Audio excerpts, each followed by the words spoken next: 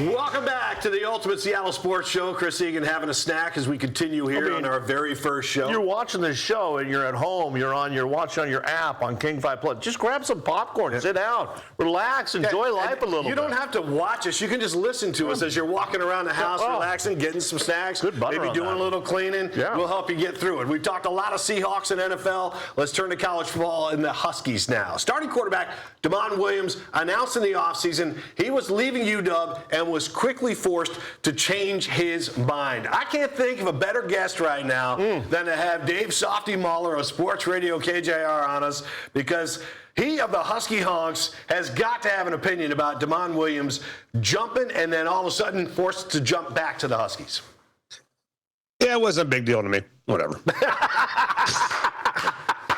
A young kid learning, he learned a big lesson. Exactly. I think Softy lost like 2 years of his life during that moment. Oh. Yeah, I used to have a full head of hair, man, before Damon Williams. I mean, guys, look, here's the deal. If I'm being truthful, it pissed me off. I mean, the guy tried to quit, right? Tried to quit the football team and then couldn't because of the way the contracts are written and the way the rules have been set up. And I actually commend UW for holding his feet to the fire. I mean, there are coaches out there and there are programs out there that would have said, if you don't want to be here, then we don't want you, get out of here. And they didn't do that. They put their foot down and said, no, man, you got to deal with us. We've signed you to a contract. We're paying you money from the administration. We got a third-party NIL program that is paying you money. You're not going anywhere. And I loved that immediate reaction by Washington, by those guys right there, Pat Chun and Jed Fish, that neither one allowed Damon Williams to trample on them. Can you imagine the precedent, guys, that would have set if Damon Williams signs a deal and then wants to quit the team and UW says, okay, go ahead. If you're going to allow your starting quarterback to bounce after signing a deal, then you'll allow anybody to bounce after signing a deal. So I thought it was great by UW. It really kind of, opened up a lot of eyes in the Big Ten and around college football. And they may have set a lot of precedent, by the way, with the way they handled this thing, which I thought was awesome. But yeah, I mean, I've got to find a way, I guess, at some point to move on and just root for the guy because he wears purple and gold. But I've said this on the air. I'll say it again. I don't want to beat it to death over the season, guys, but there is a small part of me that's a little bit queasy about the fact that the starting quarterback at Washington maybe doesn't want to be here even today and tried to quit the football team. And we've never really had to deal with that, at least not at this high profile a position before. And I'm curious to see how the fans react to it, especially if he plays poorly, which hopefully he won't. Well, I think that's the key, Softy, is how does he play? If he plays well, you know Husky Stadium will be behind him. That's the big key. But the other key is he is there. We talk about the basketball program, and there's a lot of players not there. Now, I've been to Lexington. I've been to Rupp Arena. I understand Wildcat Country. All it is college basketball. Zoom Diallo, one of the members of that UW basketball team, no longer there, goes into the transfer portal, is obviously making more money probably at Kentucky. But what do you make of the UW basketball program right now, Dave?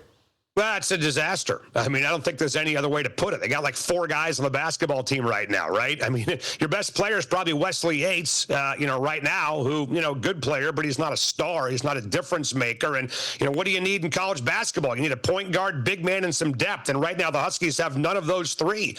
They're 0 for 3. They're batting 0 on all 3 of those things because J.J. Mandequit took off to Arizona, Steinbach's going to the NBA, and they got no players on the roster. So, I don't know. I mean, look, thank God it's April and not November, right? You got 6-7 months to figure it out and get some guys in. They're bringing in some players, but, nobody of note yet. I mean, they're not bringing in anybody who's a real difference maker yet. So I think they're in trouble. I don't know how else you can describe the situation at Washington. If this was, 5-6 years ago and you were able to convince Steinbach through your, Detlef Schrempf channels to come to Washington out of Germany, he'd be stuck here. He'd be stuck here for at least maybe a couple years. I mean, he could have been a one and done, obviously. Zoom's from here. He wouldn't have been going anywhere. J.J. Manquit obviously would have signed with you out of high school. He wouldn't have been going anywhere. So it's really hard, honestly, in some ways, to be a fan of a basketball team when the players are changing every year. And you got a whole new roster. This is the third year in a row now,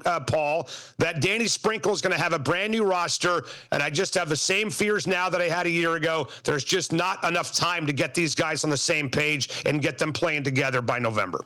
Well, you bring up Steinbach and you bring up the fact that this guy was scouted from day one when he was out there hitting threes for the size of a player that he is.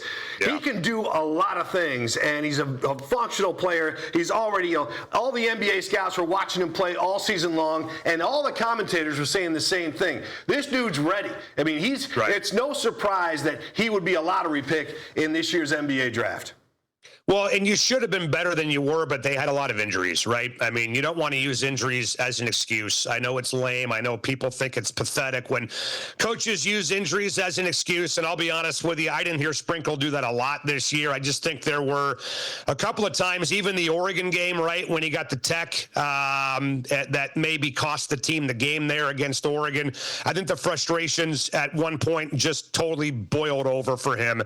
And this isn't just a typical year for injuries. This is like borderline historical and ridiculous how many injuries the Huskies had last season. So that was certainly a factor for them, right? But I think what you're doing, if you're Danny Sprinkle, guys, you got to build a basketball team with role players. Enough going out and getting all these guys that want to touch the basketball. I thought they had too many guys on the roster last year that wanted to be the man, not enough guys that wanted to play a role, whether off the bench or as a passer or as a rebounder or a defensive specialist. They got to do that. They got to build a roster that way, and I'm just fearful there's just not enough time left to go out and do something like that.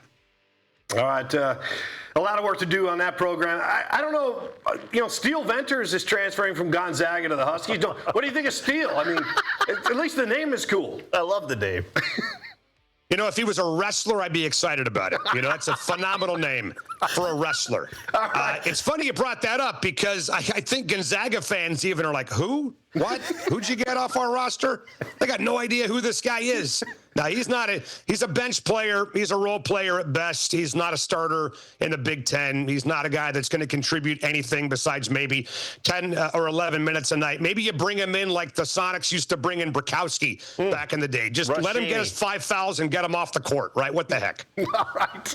When we come back, we'll wrap up our first show with something we call the Final Drive. A few final thoughts as we wrap it up here on the Ultimate Seattle Sports Show. Stay with us.